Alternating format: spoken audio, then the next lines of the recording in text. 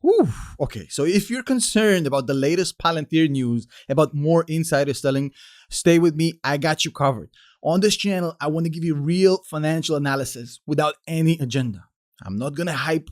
I'm not going to hate. I'm just going to give you the nuanced truth without trying to sell you anything. No courses, no products, no services. Just the real financial news without anything beyond that. The only thing I ask of you, don't click nothing, don't smash nothing, don't buy nothing. Just give me your attention for the next 5 minutes and I'm going to explain to you exactly what's going on with Palantir and why you should not be worried about the recent news. Now, as you know in my videos, I don't like to hold you hostage, so the bottom line comes first. I'm not going to drag you through the entire video just for you to find out what the conclusion is. So essentially, it is a tax-driven play by Alex Karp. He has no choice. He had to sell a few shares, but trust me, people are not understanding how much shares are being sold versus how much still is being held by him. It is really amusing to see people who claim to be financial experts and value investors completely miss this point. And in this video, I'm going to set the record straight. If that was the only thing you needed, don't worry, Palantir is still going strong. This is meaningless. But if you want to see the technicalities, and since I'm actually an LLM in international tax, so I've been doing this for years, I'm going to break apart exactly what's going on here. In fact, I'm going to blow your mind. I'm going to show you why Alex Karp is not even aware of these sales at all. It's completely automatic. I'm going to show you in just a second. Stay with me. My name is Nash, and I quit my corporate job as a senior financial analyst to break down companies for you. If there's one thing you need to know about me,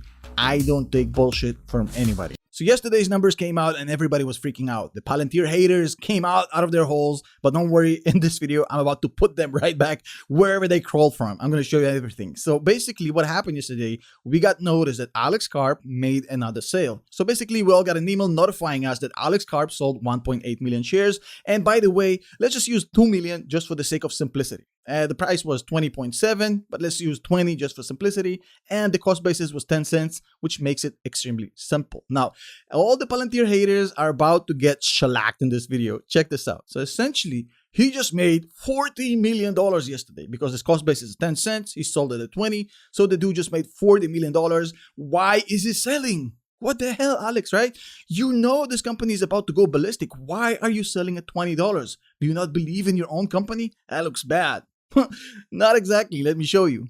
Yesterday, this form was all over the internet. People were looking at it saying, well, look at how much he's selling. He's only keeping 6 million shares of Palantir, 6.4 million. How can it be, Alex? What are you doing? So first of all, I don't blame people for not knowing how to read cap tables. I mean, they can be really complicated in companies like this. But Alex Karp does not only own 6.4 million shares of Palantir. If you look at the actual numbers, and by the way, this is from Schedule 14A, you can see that he has Class B shares of 74 million. Now, the only difference between Class B and Class A is some voting rights, but essentially financially, those are identical. So he owns about 81 million shares of Palantir. So not 6, 81 million. Okay, let's put this in proportion first. Now, we just saw that Alex Karp owns 81 million shares of Palantir straight up, no option. Now, here's the thing. Those shares are worth $1.6 billion, but on paper. And we can do paper, but it can be a little bit tricky. I mean, he doesn't really have $1.6 billion.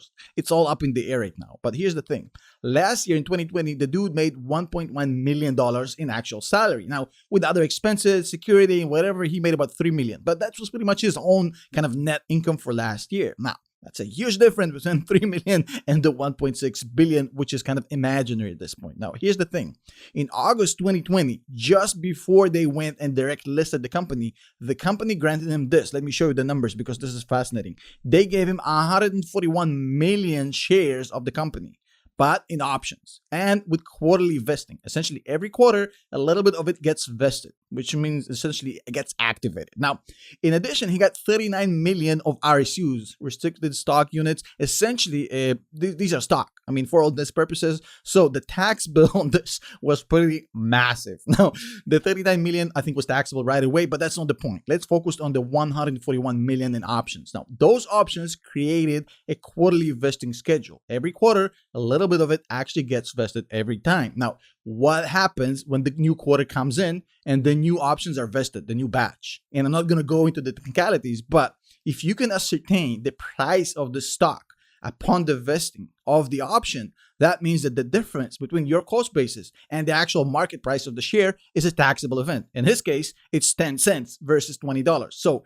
he has to pay tax, a taxable event, on $20 per share for every vesting event, which is insane. Let me show you the numbers. But before I do, I hope you don't mind me actually clarifying this again. Those 141 million options has nothing to do, nothing whatsoever, with the 81 million shares he's been diamond handing since day one.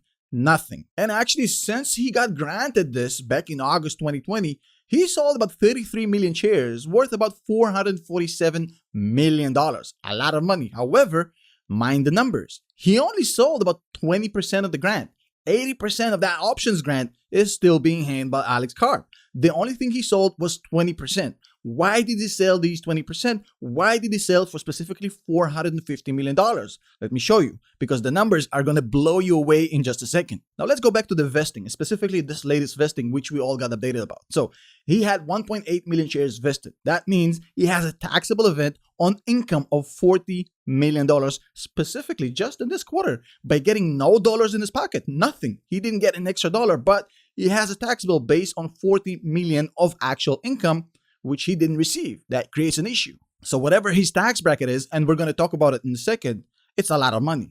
But we're just talking about one quarter and only 2 million out of 141 million. That's a lot. Not even talking about the 40 million in RSUs, which are also taxable. It's a lot of tax liability that he has to pay. Now, let's multiply this by 70, because this 2 million are only part of the 141. So we're talking about 70 times more that $1 billion in tax liability. Not $1 billion that he has to pay, but the taxable event is $1 billion of income. Now, since he lives in Colorado, the effective tax rate would be about 41%, giving it about, or exactly, $450 million. That's the tax liability on this 1 billion options grant. Now, if that number sounds familiar, that's because that's exactly identical to the 447 million that he sold so far. Now you see exactly what's going on, but wait, it gets better, because trust me, based on what I know, and I've seen a lot of these in my career, these are pre-scheduled.